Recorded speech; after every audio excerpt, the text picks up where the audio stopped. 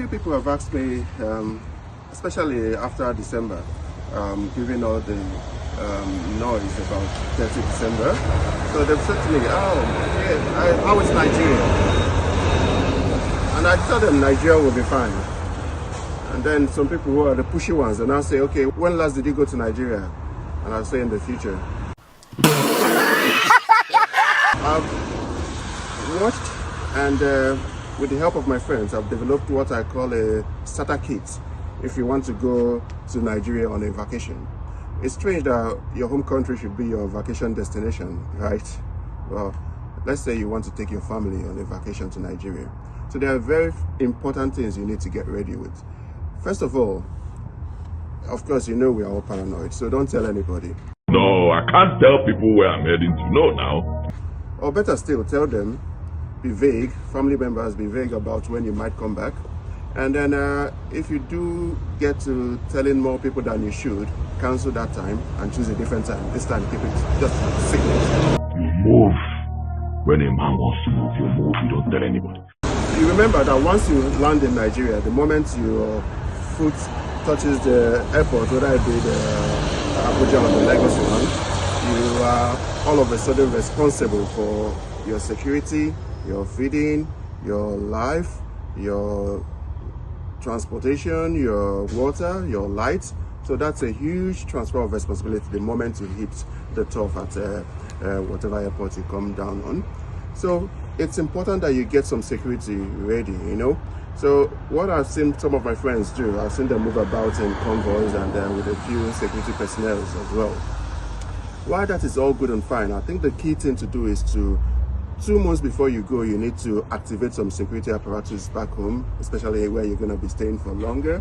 So you need to let them know you're coming in with just a certain number of people, put them on a payroll, you know, start paying them already, and appease them. And then it's best to go on recommendations. But the really tricky thing to do is, those people you activated, keep them on that payroll, give them vague dates of your time of return, and then you need to double activate the security apparatus that you're going to use. So basically 2 different apparatus, one protecting the ones that will not protect you.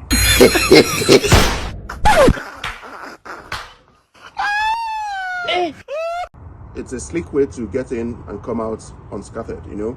It's a beautiful place to go to, but you need to be ready. Now, talk about where you're going to be staying eventually. Most people who've had the luxury of having their own homes, where they will not even pass the night. So you see them daytime masquerading about in the house, and then at night they disappear. So you need to have a secure place where you're going to be keeping your family as well.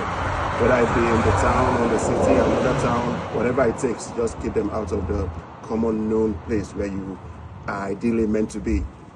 I don't need to tell you about the other bit of not telling people when you're going to be leaving.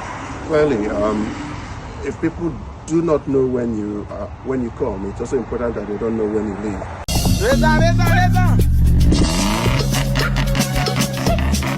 Because there are people who are basically just setting up traps for you. It might be financial traps, it might be, oh, I'm gonna bring this and bring that for you. So whatever it is you do not let people know when you're going to be zooming out of the country.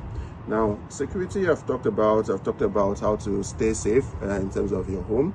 Also, clearly important, the convoy you're going to be having. Well, I'm talking to people who can afford this. So what about those who cannot?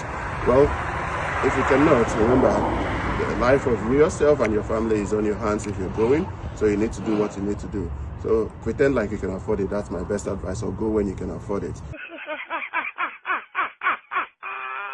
Because once you leave this place, there is really no guarantee of anything. So remember the bulletproof cars, remember the on-site security that you need to go with every time. And when I come back on the second episode, I'll tell you about how to keep safe in Nigeria itself. Now, take my word for it. My name is Dr. G. I'm a GP with a special interest in YouTube.